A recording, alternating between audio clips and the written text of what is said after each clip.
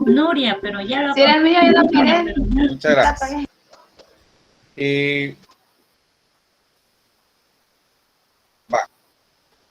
Les estaba comentando del método axiomático. La semana pasada estuvimos trabajando, pero ya con base a la lectura que ustedes tuvieron, ustedes pudieron ver que este tipo de formación ya inicia desde la demostración de la cultura helénica. En toda la matemática prehelénica no se encuentra, solo en el caso que en la actualidad se llama demostración lógica. En lugar de un argumento general, hay simples descripciones paso a paso de algún proceso aplicado a casos numéricos que eran particulares. Más allá de consideraciones que eran simples, las relaciones que se tenían en matemáticas, que eran empleados tanto por las culturas egipcias, babilónicas, antiguas, eran esencialmente lo que se llamaban los métodos de tanteo, que señalaba inclusive el texto del manantial, que era la lectura que ustedes tuvieron para la comprobación de esta semana. Ahora ustedes podrían darse cuenta que con el resultado de estas situaciones de tanteo, se tenían muchas fórmulas incorrectas o tenían algunas imprecisiones inclusive, ¿verdad? Entonces, se puede afirmar que en esas civilizaciones, la matemática y la geometría en particular aparece como un estudio de laboratorio sin siquiera asomarse a lo que se conoce como una demostración formal. No quiero demeritar el trabajo que se hizo, era algo genial, pero vuelvo a repetir, tenía algunas situaciones porque solamente se trabajaba como algo empírico, no algo formal como lo que se tiene hoy en día, o a partir también de la cultura helénica. Como digo, a pesar de esto, era muy asombrosa la extensión y la diversidad de los problemas que se atacaron con éxito en ese momento. Es evidente que la gran parte de la matemática elemental puede descubrirse por estos métodos empíricos. En este caso, pues por la parte de la experimentación que les estaba comentando en estos largos periodos que se trabajaron en las diferentes culturas. Con el ingreso ya de la formalidad de la matemática griega, ya se trabajó la geometría de una manera diferente, ya se tenía conclusiones empíricas que eran desarrolladas por sus predecesores. Y estos insistieron que en los hechos geométricos se deben establecerse por procedimientos empíricos. Entonces, no solamente con procedimientos empíricos, sino que ya como un razonamiento deductivo.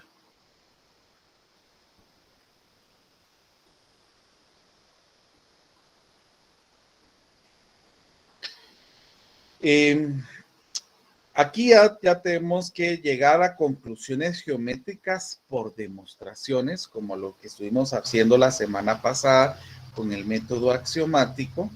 Entonces ya tenemos que establecer por algún tipo de razonamiento deductivo, llegar a una conclusión geométrica por medio de las demostraciones que son lógicas. Más que hablen de hablar de una experimentación de tanteo, en este caso, pues ya se debe de obtener un estudio más empírico. Como les estaba comentando en el momento en que se hablaban por ejemplo, en la cultura egipcia o en las diferentes culturas, ya se estaban hablando precisamente para poder, tener conocimiento de el teorema de Pitágoras por medio de los anudadores, pero fue Pitágoras el que ya estableció un conocimiento ya más formal, y es por eso que se conoce como el teorema de Pitágoras, aunque su uso tuvo, ¿cómo se llama?, conocimientos previos que eran empíricos. Entonces, toda esta importancia de los aportes de la cultura helénica, ya muchas fuentes no primarias ya no existen por medio de la quema de la Biblioteca de Alejandría. Se recuerdan que también ustedes pudieron visualizar la película de Ágora. Muchas de las obras de estudios de geometría fueron quemados en esa biblioteca.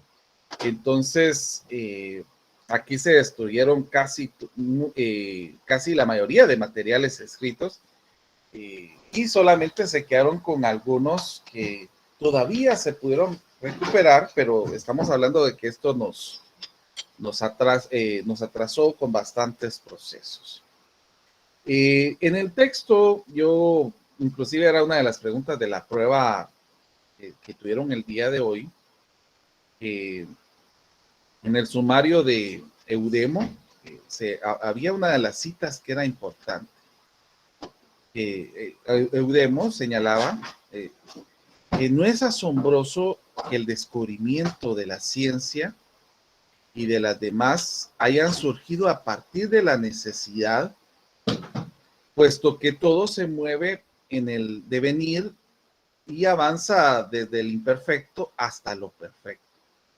Resulta así natural el tránsito de la percepción hasta el razonamiento, y desde esta hasta la intelección, tal como el conocimiento exacto de los números que debió su origen con el conocimiento del intercambio entre los fenicios, así como también la geometría fue descubierta por los egipcios de causa mencionada. Entonces, esa era la parte que escribió Eudemo para poder especificar acerca de lo que estamos hablando ya de la cultura griega, que ya tenía aportes muy específicos. Entre uno de los que aportó, el texto mencionaba a Tales de Mileto, que él fue considerado como el fundador de la geometría sistemática y fue conocido como el primer individuo al que se le va a asociar los deductivos de la geometría. Aquí, pues, Tales de Mileto, pues, ya tenía bastantes aportes. Vamos a apuntarlo aquí. Acerca de la geometría sistemática. Pues como les estaba comentando, aquí ya se utilizan los métodos deductivos a partir de la idea que surge de Tales de Mileto, y fue el primer pensamiento deductivo que fue efectuado en el campo de la geometría en lugar del álgebra. Por ejemplo, él inauguró la tradición de las matemáticas que se mantuvo hasta hace muy reciente.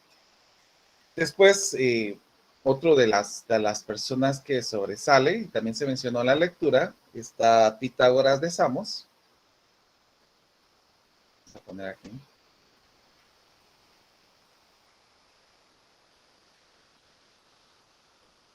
Y Pitágoras, como les dije a un inicio cuando comenzamos el curso, por muchos historiadores es conocido como el primer matemático puro.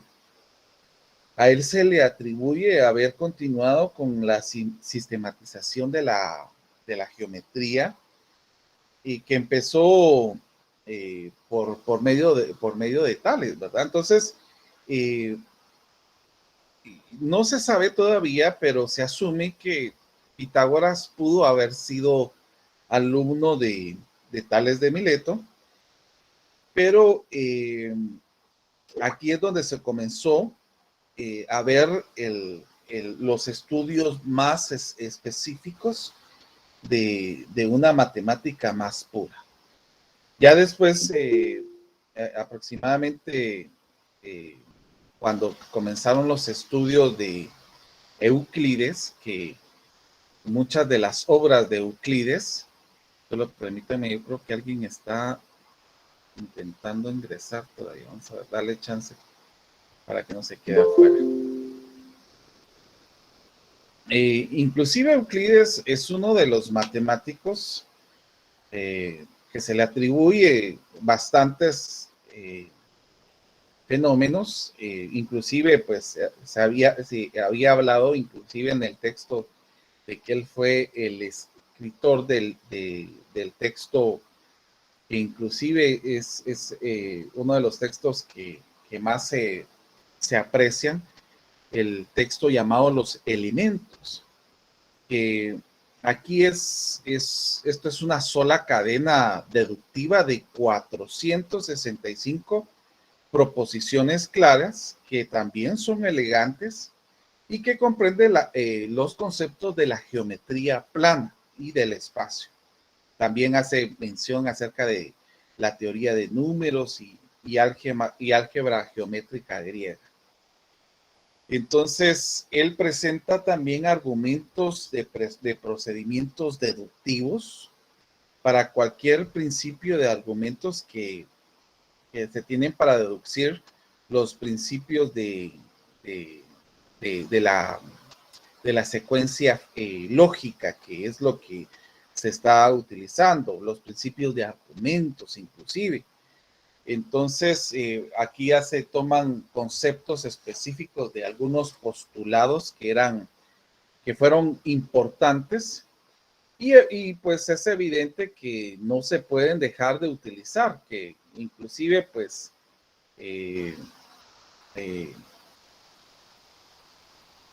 no se pueden dejar de utilizar como base de una parte lógica.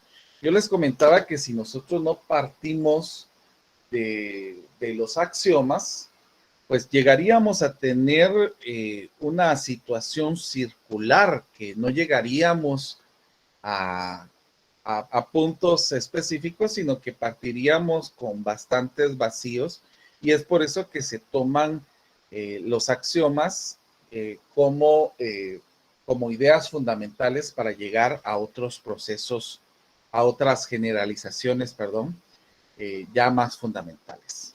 Es como lo que sucede, ustedes sabrán de que hay muchas partes de argumentos que tienen que comenzar con la parte de axiomas. Por ejemplo, en la creación del universo hay bastantes filósofos que dieron muchas ideas circulares al no tener una premisa ya establecida. Entonces, la creación de todo, pues, tuvo que especificarse desde un punto de partida para no continuar con discusiones circulares, ¿verdad? Que es algo que ya se tiene que tomar en cuenta.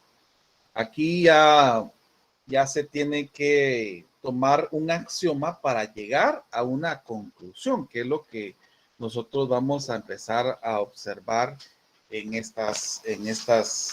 el día de hoy. Entonces, nosotros hablamos la semana pasada,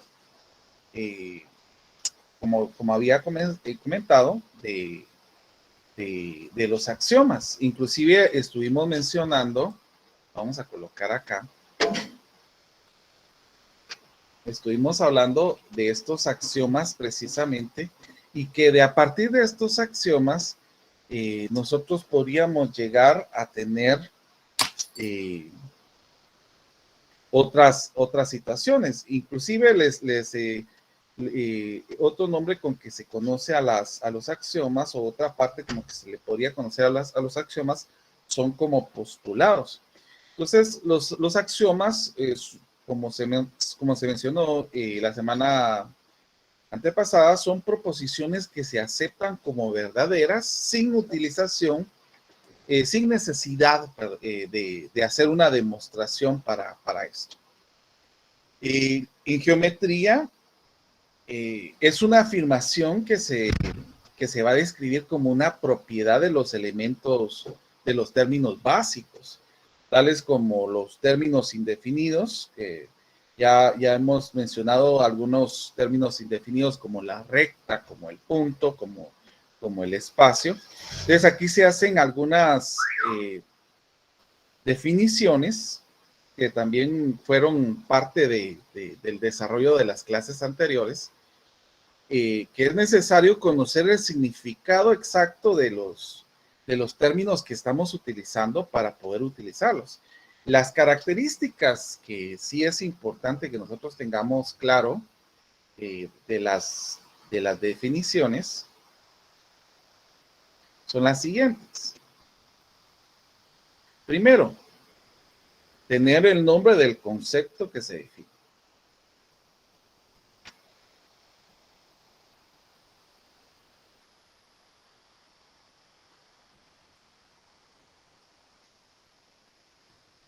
O se define, mejor. Vamos a poner que se define.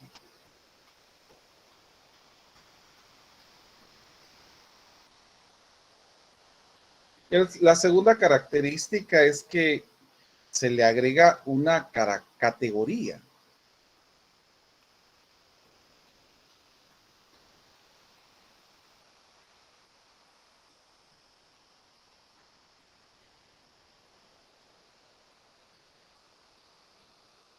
También es que se puede, que aquí se va a distinguir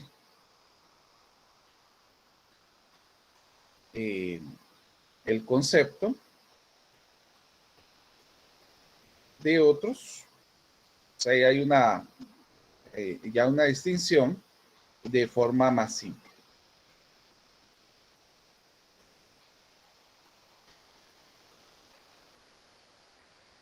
Y lo cuarto es que se puede expresar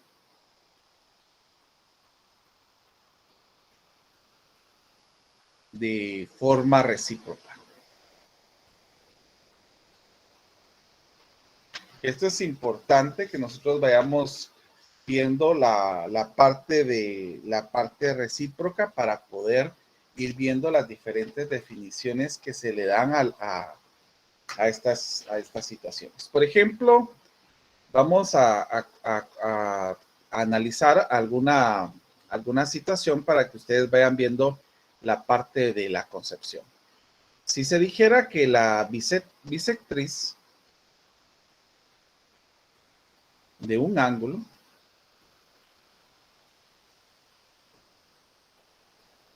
es la semirrecta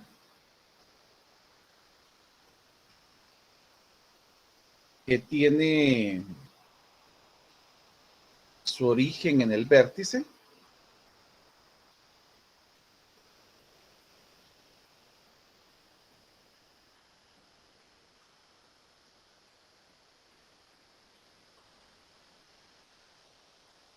del ángulo, y lo divide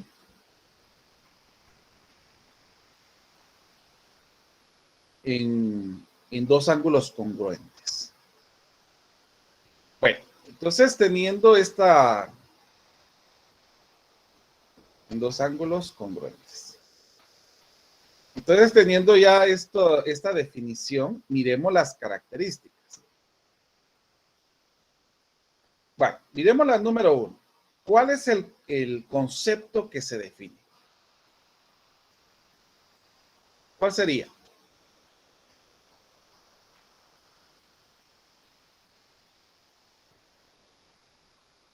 A ver.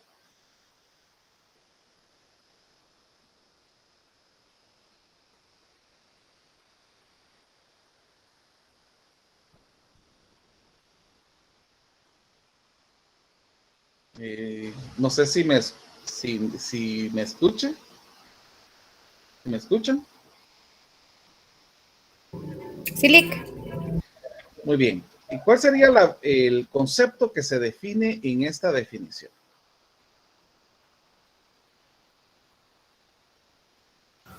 Tal vez que la bisectriz de un ángulo es la semirrecta que tiene su origen en el vértice del ángulo. Ahí está. Sería la bisectriz. La bisectriz de un ángulo. Ese sería el concepto que se define. Muy bien. ¿Qué categoría o qué grupo pertenece a esto? ¿A qué categoría podría pertenecer?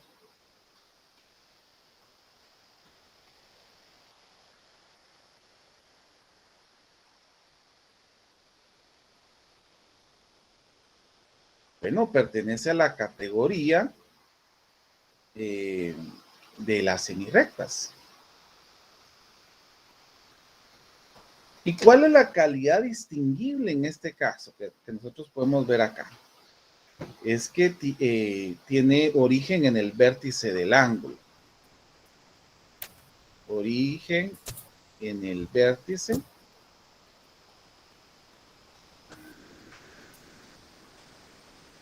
del ángulo. Y que lo divide en dos ángulos iguales. O ángulos congruentes.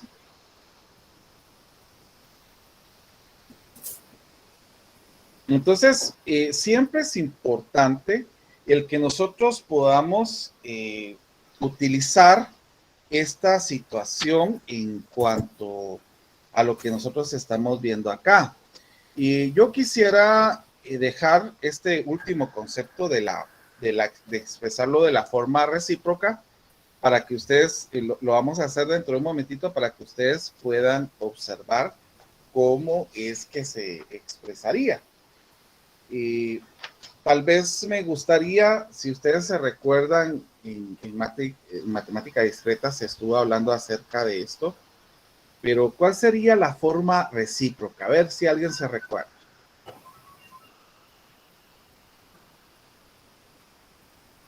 O alguien que pueda poner un ejemplo de una forma recíproca.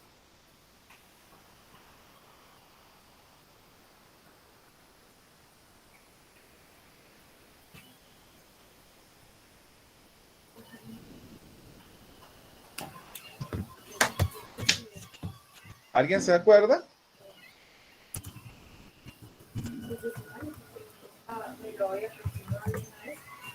Bueno, no hay pena. Lo vamos a hacer dentro de un momentito para que ustedes vayan viendo cómo es de que se ve. Pero por lo menos estas tres partes es lo que yo quería que miráramos dentro de un momentito. Vamos a mencionar acerca de la recíproca para que ustedes puedan hacer la categorización a partir de esta situación.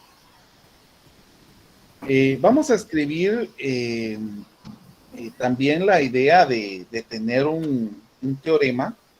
Los teoremas son proposiciones que para aceptarlas como válidas deben de utilizarse una demostración. Ustedes se recordarán, la semana pasada nosotros habíamos mencionado 4 teoremas y esos teoremas tenían sus corolarios, pero yo les estaba comentando de que estos teoremas, pues, para aceptarlo como válido, hay que hacer una demostración para llegar a esa conclusión y señalar si este teorema es verdadero. Entonces, para aquí se va a necesitar de hacer demostraciones a partir de los axiomas, que los axiomas son importantes, vuelvo a repetir. Y también utilizar definiciones o teoremas que han sido demostrados anteriormente. Entonces, a todo este proceso que nosotros hicimos del método axiomático, se le conoce como deducción lógica.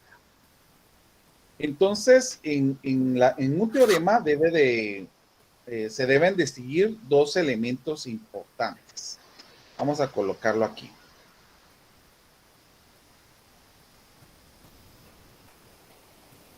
Entonces, deben distinguir dos elementos importantes. Lo primero que sería la hipótesis y lo segundo que sería la tesis. Entonces, aquí son dos conceptos que son importantes para llegar a esta situación. La hipótesis, y quiero comentar que la hipótesis son datos que se dan del enunciado del teorema.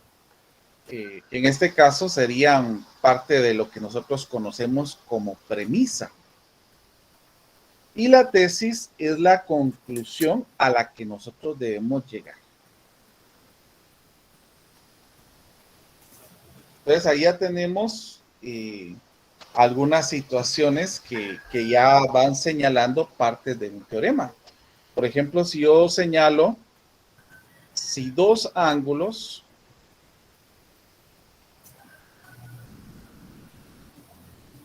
son par lineal,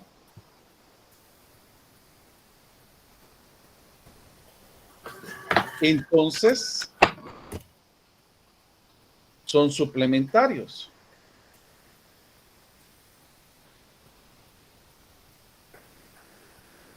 A ver, ¿cuál sería mi premisa y cuál sería mi conclusión?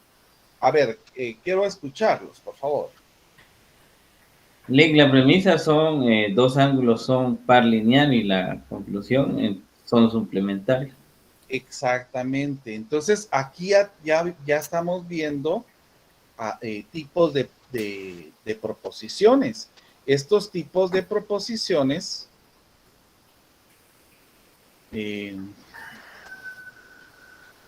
van a ser categorizados por el sí, entonces.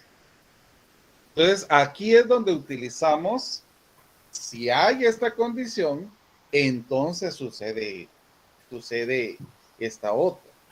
Por ejemplo, podríamos decir, si llueve, entonces no recibimos la clase. Entonces, a esto es lo que se le llama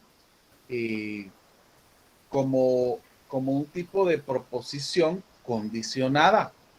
Que es si ustedes se recuerdan, el sí entonces en las tablas de verdad, ¿cómo se le llamaba a ese tipo de proposición? A ver si se recuerda. Proposición Condicional. condicional. Condicional. O sea, estos son proposiciones condicionales. Si llueve, entonces no recibimos la clase. Ahora, mi pregunta es, ¿será que siempre va a ser algo lógico? Bueno, ¿cuándo sería verdadero el sí entonces? Vamos a ver. Recuerda lo de es falso cuando la primera proposición es verdadera y la segunda es falsa.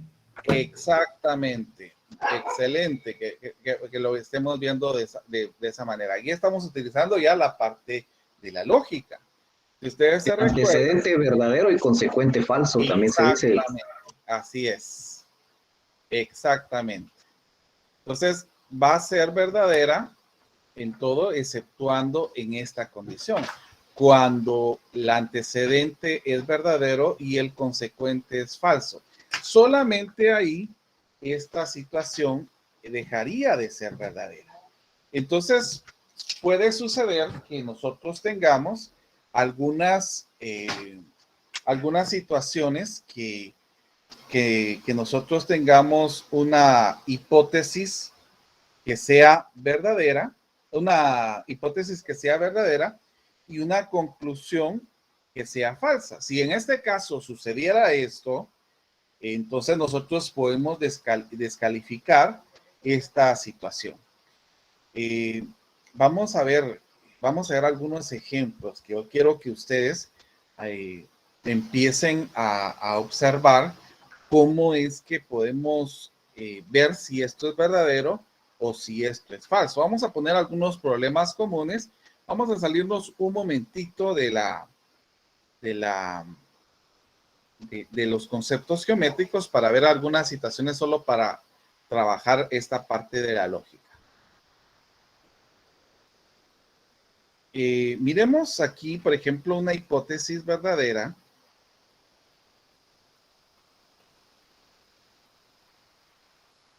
Y una conclusión verdadera.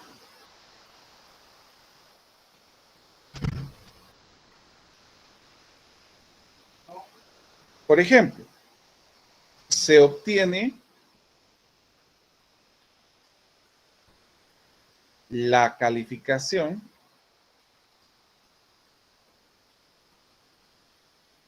más alta en todos los exámenes.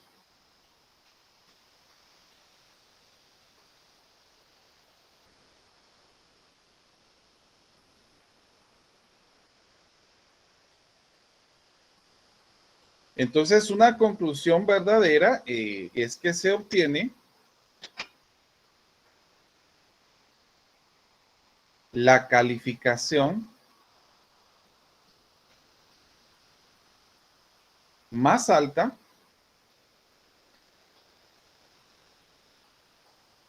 al final del curso. Esto es algo más que obvio, pues nosotros sabemos de que si un estudiante, por ejemplo, si uno de nuestros estudiantes obtiene la calificación más alta en todos los exámenes, esto va a inferir de que va a obtener la calificación más alta al final del curso, que eso sería una conclusión que sería verdadera. Ahora, miremos un segundo caso donde tenemos una hipótesis verdadera y una conclusión falsa.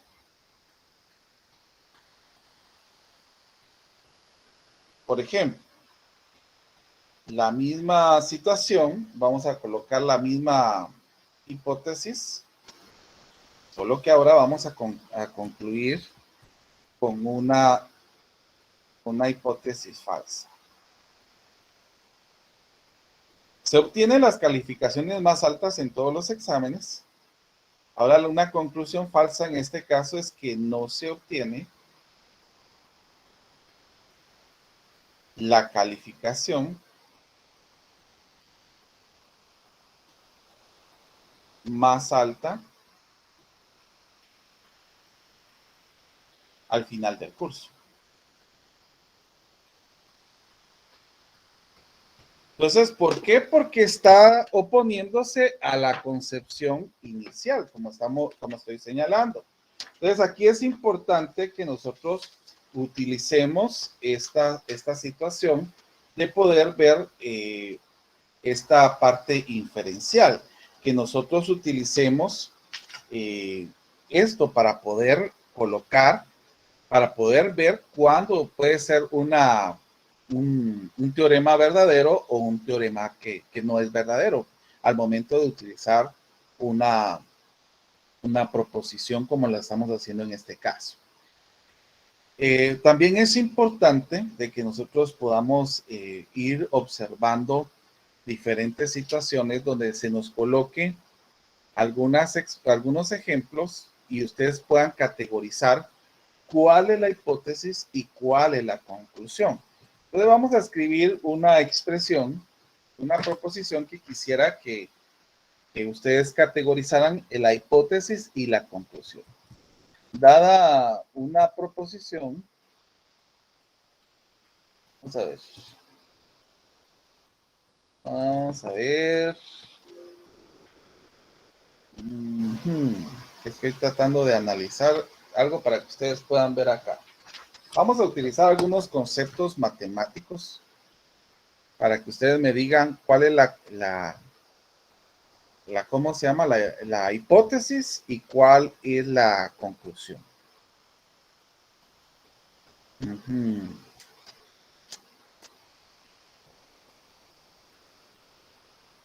Si Lisa tiene 15 años,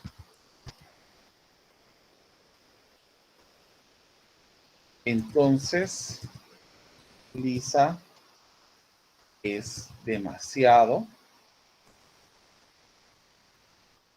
joven.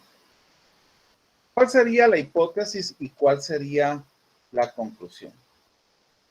Pero, permítanme todavía para poder votar en las elecciones de Guatemala. A ver, ¿cuál sería la hipótesis y cuál sería la conclusión?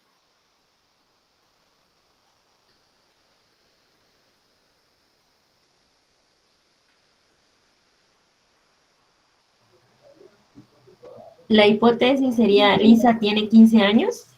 Uh-huh.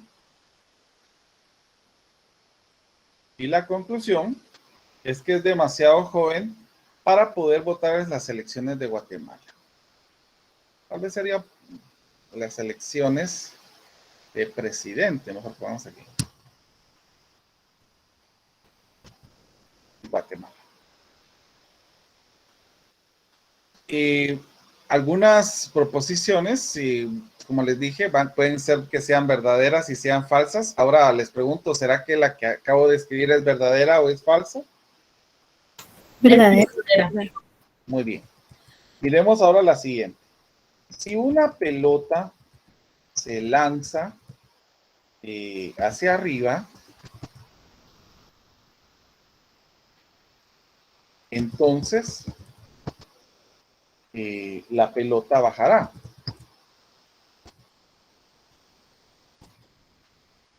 Díganme la hipótesis, la conclusión y si esta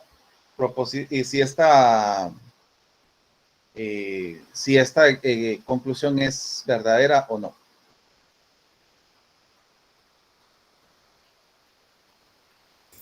La hipótesis sería si la pelota se lanza hacia arriba.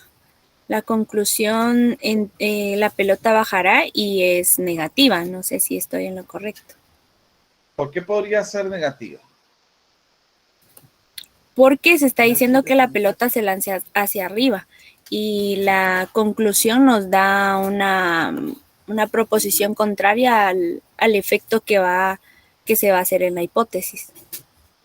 Aunque si la pelota estuviera hacia arriba, llegaría un momento en que llegaría a una altura máxima y bajaría, pero eso puede suceder en diferentes partes, porque por ejemplo, si yo lo lanzo hacia arriba y hay un objeto que lo detiene, ya no bajaría, que sería otra situación que se podría ver en este caso. Miremos algo que ahora vamos a hacer algo distinto. Yo les voy a dar la hipótesis y la conclusión y quiero que ustedes me escriban esto o que traten de expresarlo de manera de una proposición sí entonces. Por ejemplo, si yo digo que la hipótesis es, vamos a colocarlo, dos rectas son perpendiculares. Ahora miremos la conclusión.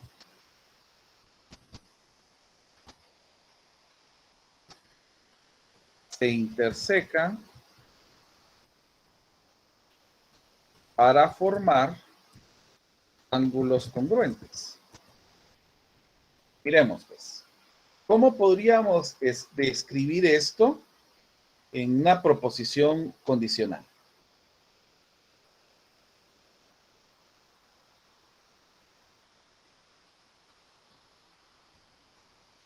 Quedaría, si dos rectas son perpendiculares, entonces se intersecan para formar ángulos congruentes. ¿Es verdadera o es falsa?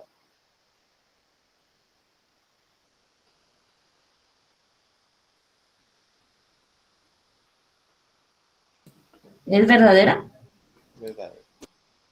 Miremos otra hipótesis y después ya pasaríamos a analizar lo de la recíproca, que era lo que está en lo que quiero que trabajemos también.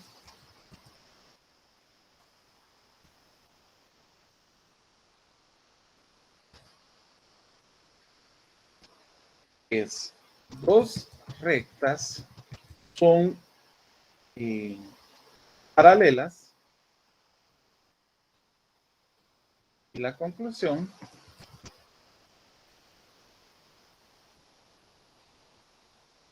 no se intersecan. ¿Cómo sería acá? Dos rectas son paralelas y entonces no se intersectan. No se intersecan. ¿Y esto es verdadero o es falso? ¿Verdadero? Verdadero.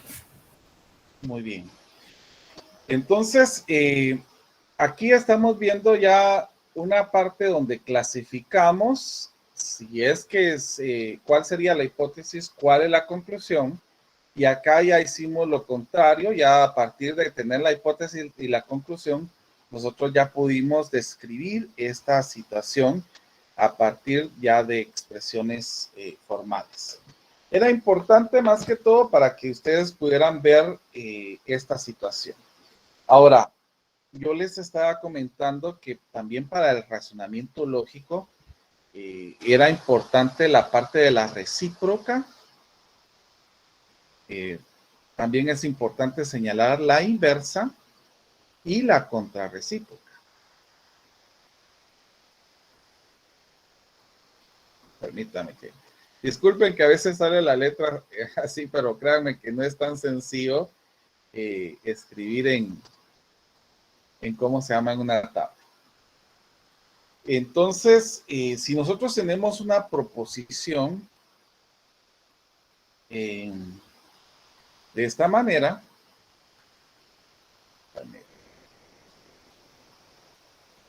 de implicación de P implica Q, entonces vamos a tener su condición de recíproca de la siguiente manera, invirtiendo el antecedente y el consecuente. O sea, que sería Q implica a P. Esa sería prácticamente la recíproca. La inversa, en este caso, la inversa es negar el antecedente y negar el consecuente.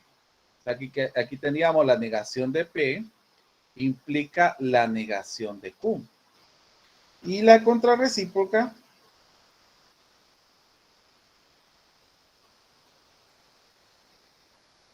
tendríamos la negación de la recíproca, o sea que sería la negación del nuevo antecedente implica a la negación del nuevo consecuente.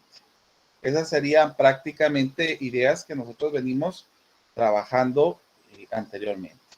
Vamos a hacer un ejemplo, vuelvo a repetir, en algunos nos vamos a salir de la geometría para que ustedes vayan comprendiendo esto en expresiones. Así podemos ir observando algunos ejemplos particulares. Entonces vamos a escribir si una bandera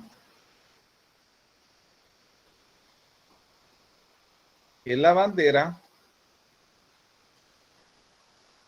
de Puerto Rico,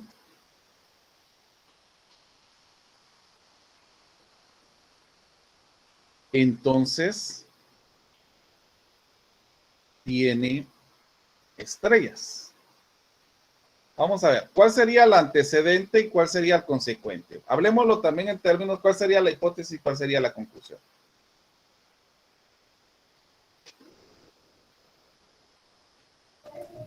La hipótesis sería una bandera, es la bandera de Puerto Rico. Y Ajá. la conclusión sería, entonces tiene estrellas. Muy bien, esa sería la proposición, ¿verdad? Sería la proposición. Ahora miremos cómo escribiríamos la recíproca de esta proposición.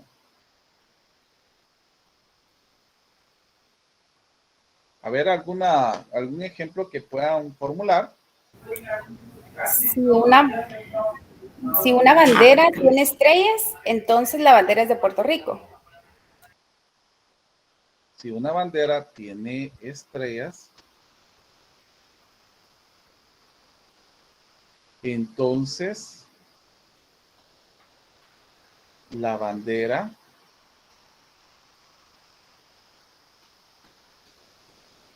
es de Puerto Rico.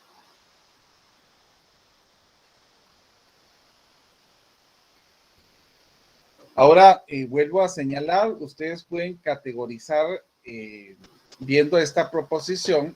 Si ustedes se dan cuenta, la proposición es tomada como verdadera o como falsa.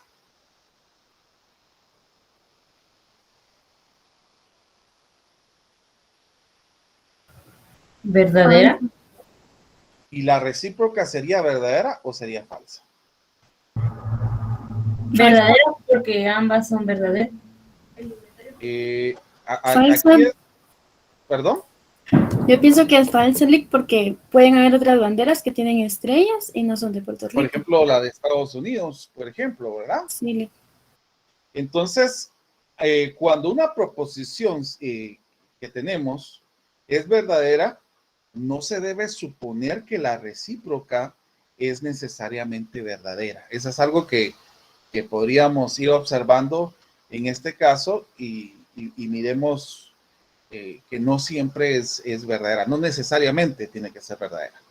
En el caso que vamos a regresar nuevamente al teorema, que yo quiero que ustedes miren la parte de la recíproca, pero ahí sí tendría que cumplirse esa condición, pero no necesariamente, aquí estamos viendo que no necesariamente va a ser verdadera. Ahora, miremos otra proposición. Ahora lo vamos a ver con la parte inversa. La proposición nos dice si un vehículo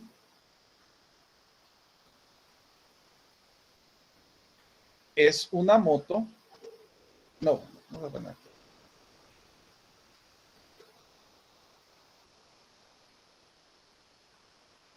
Es un avión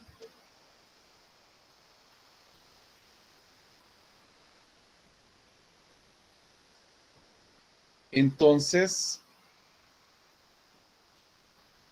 el vehículo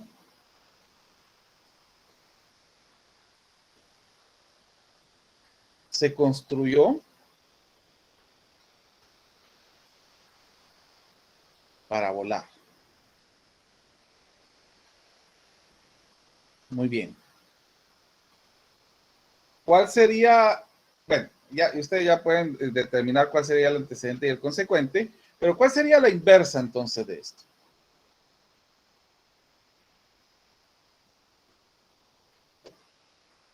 Podría ser que un avión no es un vehículo y que no se ha construido para volar. Muy bien. Entonces podríamos decir, si un avión no es vehículo,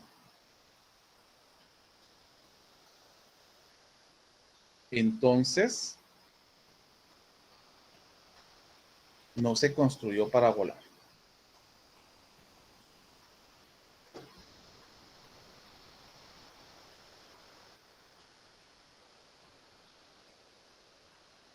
Categoricemos si es verdadero o es falso en ambas situaciones.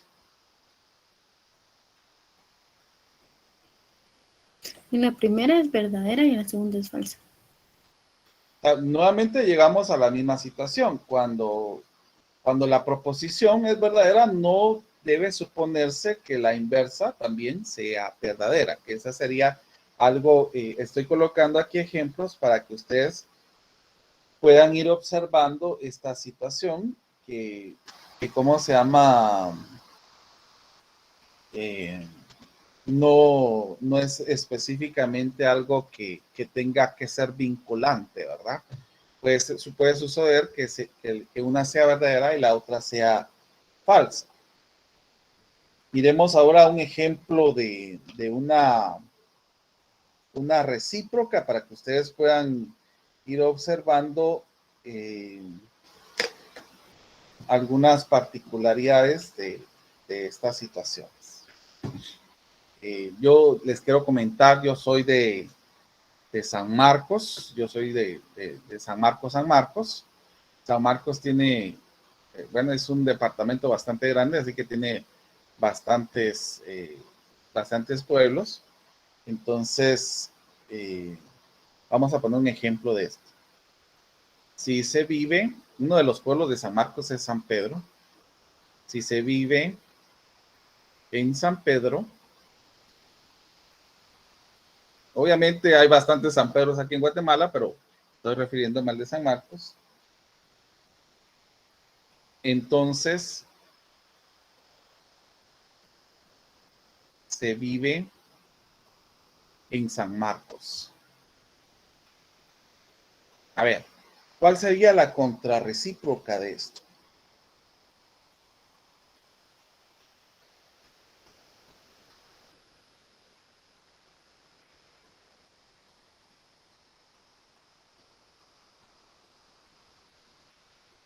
Podría ser no se vive en San Marcos, si no se vive Si en no San se Pedro. vive, vamos a ver, si no se vive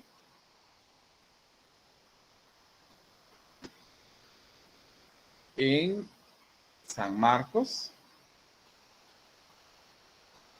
ajá, entonces no se vive en San Pedro. A ver, categoricemos. ¿Será que esto es verdadero en ambas o una es verdadera y una es falsa?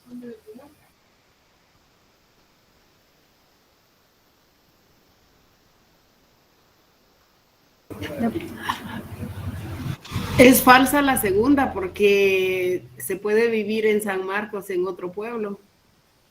Estamos no sea hablando San Pedro. como departamento. Entonces, como departamento, si no se vive en San Marcos como departamento, entonces no se vive en San Pedro. Entonces, en este caso, estaríamos señalando que ambas son verdaderas. Si se vive en San Pedro, entonces se vive en San Marcos. Pero si no se vive en San Marcos, entonces no se vive en San Pedro tampoco.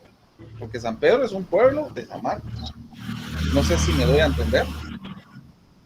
Sí, Muy bien. Entonces, esto nos llega a analizar lo siguiente. Si nosotros tenemos una proposición dada, vamos a ir colocando las diferentes, la recíproca, la inversa, ¿no? La inversa, vamos a colocarla con la otra forma de negación. Y la contrarrecíproca. Vamos a colocarlo con la otra forma. Entonces, ya hablamos que esta es la proposición dada.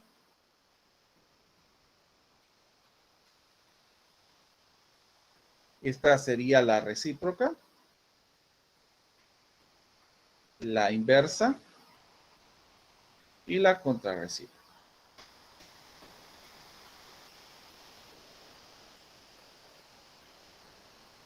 Entonces, si esta es verdadera, que se va a suponer siempre que esta sería verdadera, y aquí esta no necesariamente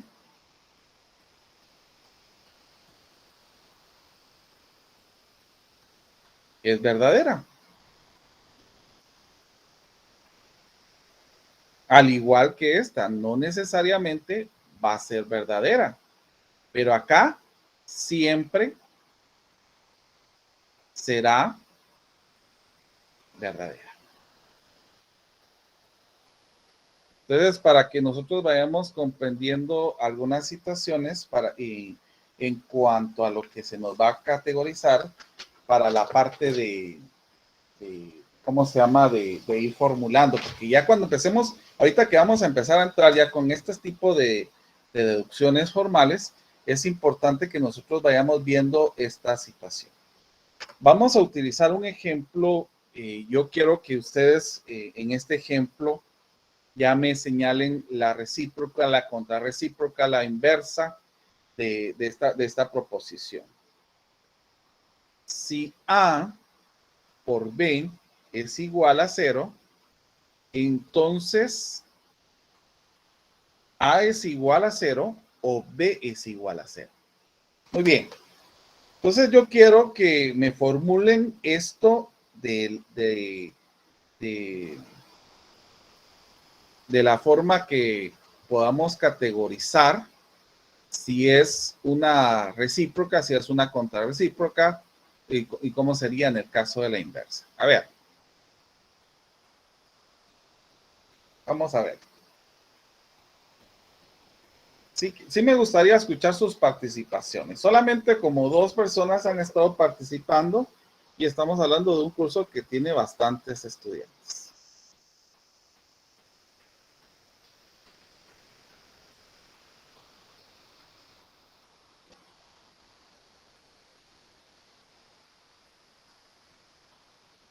¿Cuál sería la recíproca? Vamos a ver. Alguien que lo diga.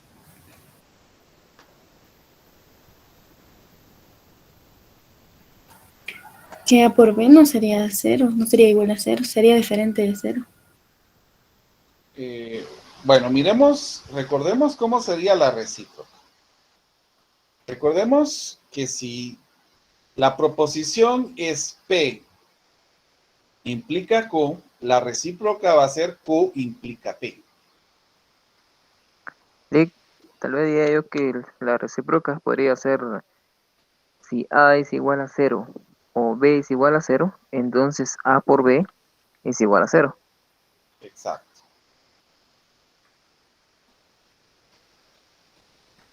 En este caso, ¿sería verdadera o sería falsa esta recíproca? Según veo, es verdadero. Exacto. Pero no necesariamente, vuelvo a repetir, no necesariamente es verdadera. En algunos casos sí va a ser verdadera. Es que eso es lo que yo quiero que vayamos bien. Bueno, vamos ahora con la inversa. ¿Cómo sería la inversa?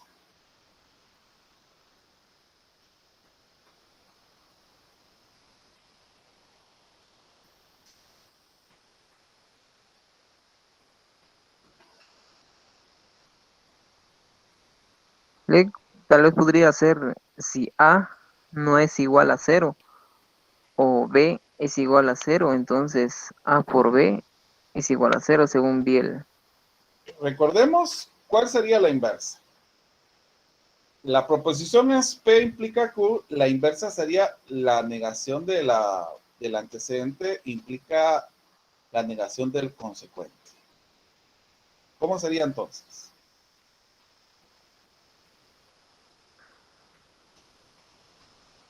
Si A no es igual a 0 o B no es igual a 0.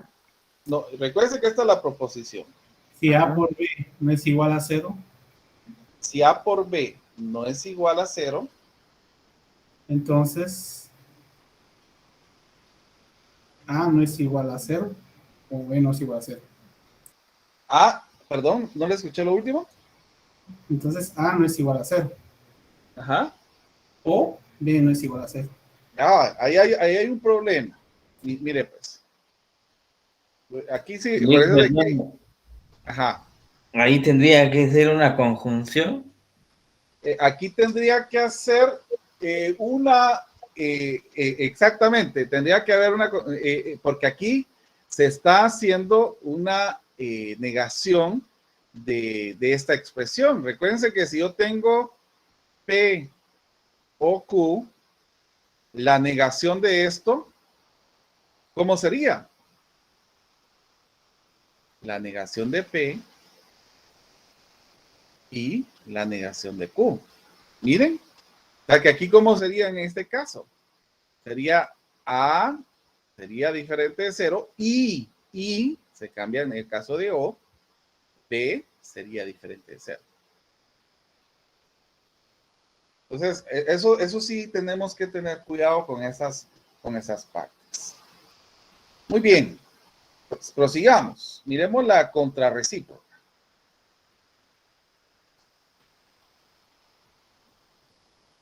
¿Cómo sería la contrarrecíproca?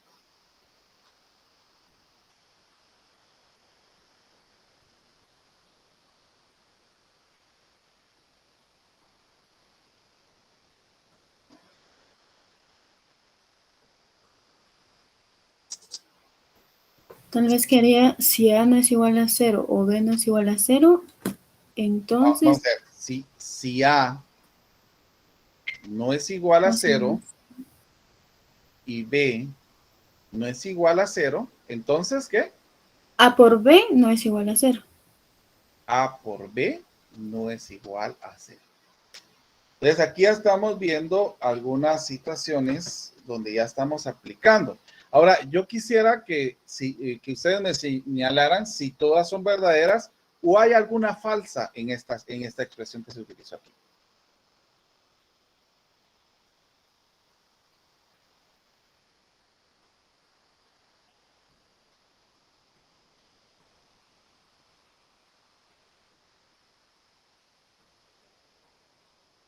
A ver.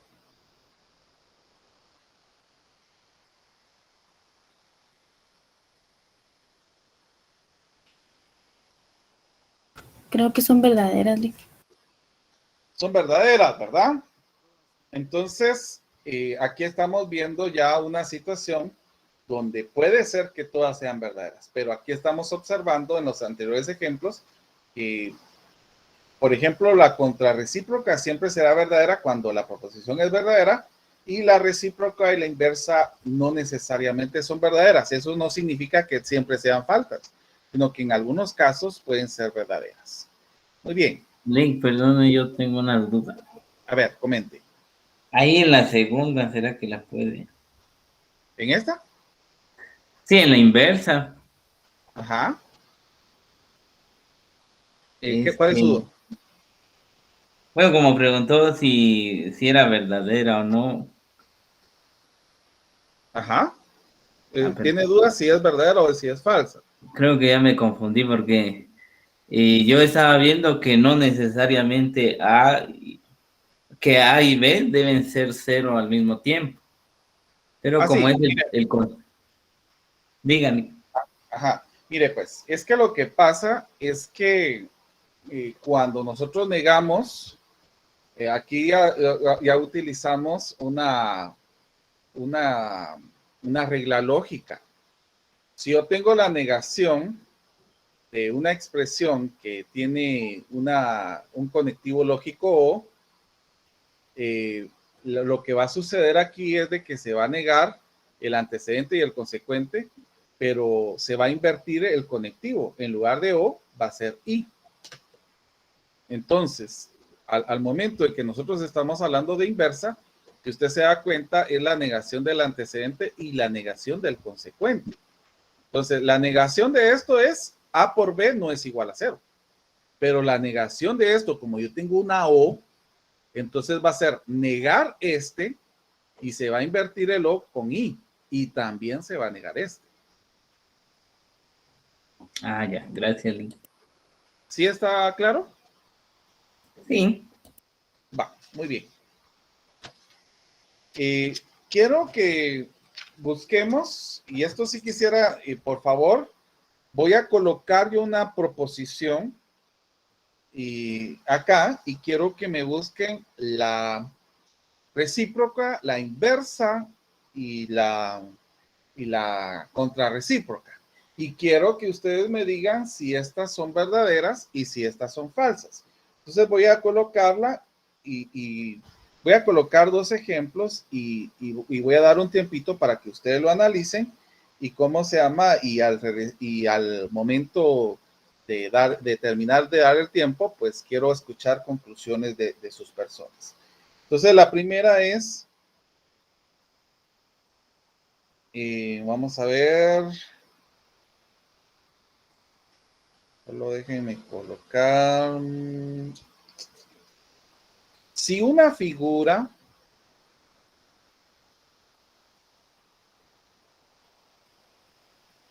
es un triángulo,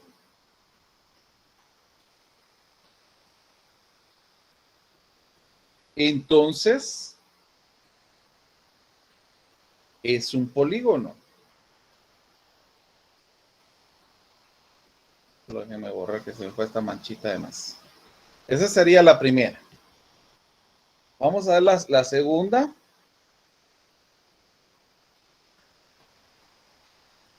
Si dos planos son paralelos,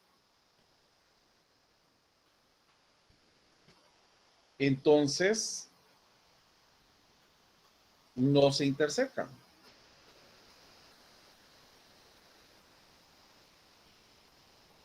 Bueno, vamos a dar unos 5 minutitos para que miremos las situaciones.